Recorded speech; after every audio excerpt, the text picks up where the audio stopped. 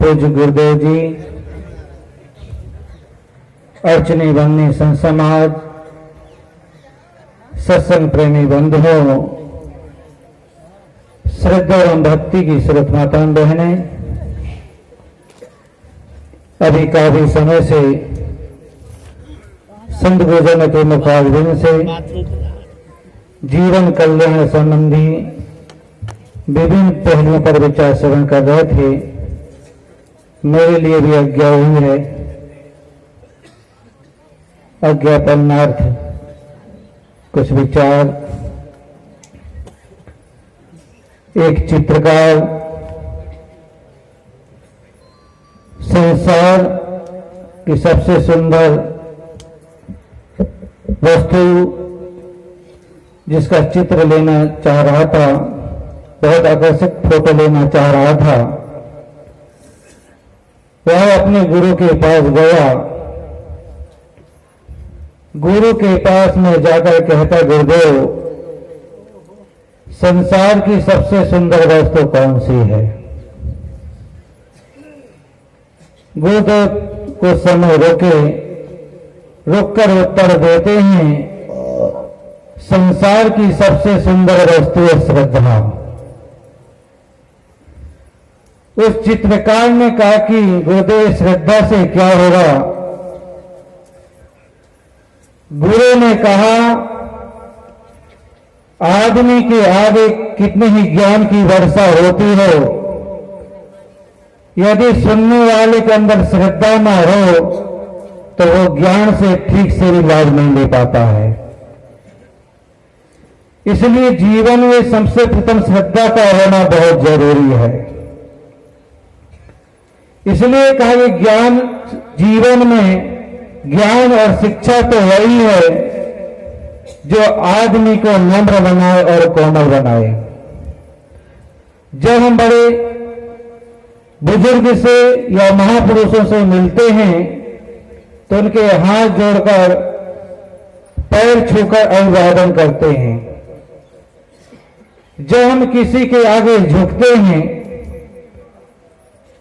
उसके पीछे एक ही शब्द छिपा रहता है कि आपके जैसे आचरण हम पर भी हो, क्योंकि चरण आचरण का प्रतीक होता है। लेकिन वह चित्रकार अपने गुरु से जो शब्द सुना कि जीवन में सबसे सुंदर वस्तु है श्रद्धा, तो वह चित्रकार इससे असंतुष्ट रहा, क्योंकि मानव जीवन किसी परम लक्ष्य और परम उद्देश्य को प्राप्त करने के लिए मिला है। इसलिए जीवन में लंबाई की नहीं गहराई की विशेषता होती है। एक समय की बात है, एक नौजवान महात्मा थे, नगर भ्रमण कर रहे थे। नगर की सेठ की बहू को पता चला कि महात्मा जी आए हैं। बहू महात्मा जी के पास जाती है, दंडवत प्रणाम करती है, बड़े आदर सत्कार के साथ महात्मा जी को घर में लाती है, बड़े श्रद्धा भक्ति के साथ महात्मा जी को भोजन भी कराती है। भोजन करते समय बहू ने महात्मा जी से पूछा कि महात्मा जी, आप बहुत जल्दी आ गए। महात्मा ने कहा कि मुझे समय का ध्यान नहीं था, इसलिए मैं बहुत जल्दी आ गया। इस बात को पास के कमरे में लेटा हुआ सेठ भी सुन रहा था। सेठ ने सोचा, आज क्या हो गया है, दिन के 12 बज रहे हैं और मेरी बहू महात्मा जी से पूछती कि महात्मा जी आप बहुत जल्दी आ गए, और महात्मा ने भी कैसा उल्टा उत्तर दिया कि मुझे समय का ध्यान नहीं था, इसलिए मैं जल्दी आ गया। क्या ये महात्मा हो गए, समय का भी पता नहीं, समय का ध्यान नहीं है? भोजन करने के पश्चात महात्मा ने बहू से पूछा कि बहू ये बताओ आपकी उम्र क्या है। इस बात को सेठ ने सुना तो उसे और भी ज्यादा आश्चर्य हुआ कि देखो ये महात्मा होकर मेरी बहू की उम्र पूछ रहे हैं। क्या इन्हें कोई शादी आदि करना जो मेरी बहू की उम्र पूछ रही है। बहू ने कहा कि महात्मा जी मेरी उम्र तो 5 वर्ष की मेरी उम्र है। यह बात सेठ ने सुना तो उसे और भी ज्यादा आश्चर्य हुआ। महात्मा ने अपना प्रश्न फिर आगे बढ़ा दिया कि ये बताओ आपके जो पति हैं पति की उम्र क्या है। बहू ने कहा कि महात्मा जी मेरे जो पति है ना, पति अभी मेरे 2 वर्ष के हैं। इस बात को जब सेठ ने सुना तो उसे और भी ज्यादा आश्चर्य हुआ। देखो मेरी बहू खुद की उम्र 5 वर्ष बता रही है और अपने पति की 2 वर्ष। आज मेरी बहू को क्या हो गया है। फिर महात्मा ने अगला प्रश्न बहू से पूछा कि बहू ये बताओ जो आपकी सास है सास की उम्र क्या है। बहू ने कहा कि महात्मा जी मेरी जो सास है ना, अभी मेरी सास 2 माह की है। सेठ ने यह बात सुना तो उसे और भी ज्यादा आश्चर्य हो गया। उसका क्रोध 7वें आसमान पर पहुंच गया। आज मेरी बहू को क्या हो गया है। खुद की उम्र 5 वर्ष की बता रही है और अपने पति की 2 वर्ष और सास की 2 माह। फिर महात्मा ने फिर प्रश्न कर दिया कि बहू ये बताओ जो आपके ससुर हैं ससुर की क्या उम्र है। यह बात जब सेठ ने सुना तो सेठ की ऊपर की सांसें ऊपर और नीचे की नीचे थम गई। पता नहीं ये मेरा क्या हाल करती है। बहू ने कहा कि महात्मा जी सही पूछा जाए तो मेरा ससुर का जन्म ही नहीं हुआ है। यह बात सेठ ने सुना और सेठ ने कहा कि मैं 80 साल का हुआ और आज की छोकरी कह रही मेरा जन्म नहीं हुआ है, अभी पैसा ही नहीं हुआ है। आज इसकी अकल ठिकाने न लगाए तो मेरा नाम धन्ना सेठ नहीं है। ऐसा कहते हुए सेठ कमरे से बाहर निकल रहा था। जाते जाते महात्मा ने फिर एक प्रश्न कर दिया कि भाई ये बताओ आप इस घर में ताजा खाती है या बासा। बहू ने कहा कि महात्मा जी मेरी किस्मत में तो ताजा लिखा नहीं, जब से मैं इस घर में आई हूं बासा के अलावा मैं ताजा तो जानती ही नहीं हूं। सेठ ने कहा कि बेईमानी की कोई हद होती है। मेरे घर तो शाम से ताजा ताजा भोजन बनता है और बहू कहती है कि मैं तो बासा खाती हूं। सेठ कमरे से बाहर निकला और जो मुख में आया उल्टा सीधा बहू को कहने लगा। बहू शांत रही।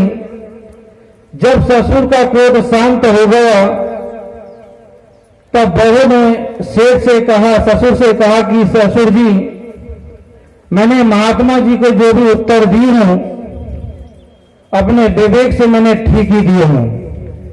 यदि इस पर आपको शंका है तो चले महात्मा जी के पास जाकर शंका का समाधान करवा लेते हैं। ससुर और बहू दोनों महात्मा के पास जाते हैं, दंडवत प्रणाम करते हैं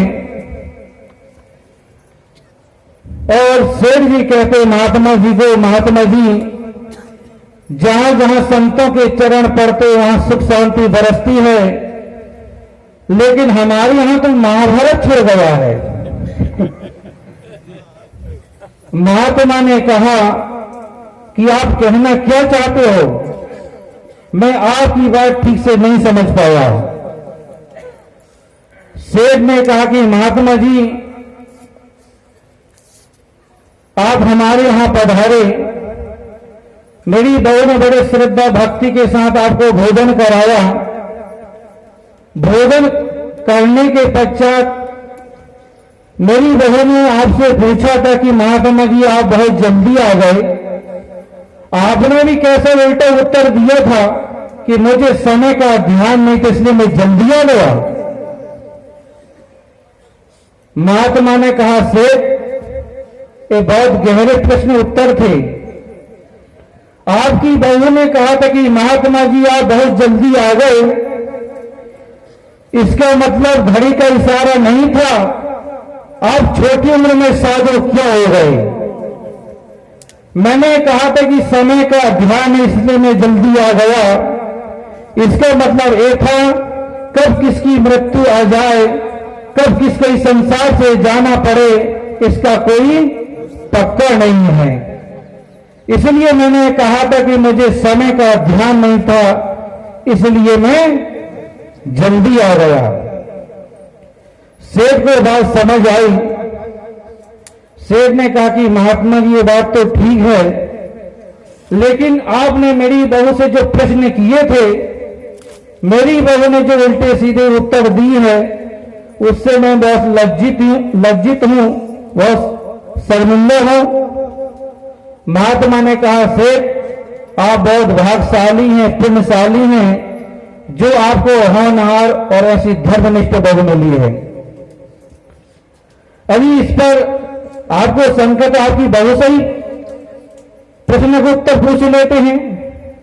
महात्मा ने बहू की ओर इशारा किया और कहा बेटा बताओ आपकी उम्र 5 वर्ष की, पति की 2 माहें, पति की 2 वर्ष, सास की 2 माहें और आपके ससुर का कैसा जन्म नहीं हुआ है और आप इस घर में कैसा ताजा और बासा खाती हो, इसका निराकरण करिए।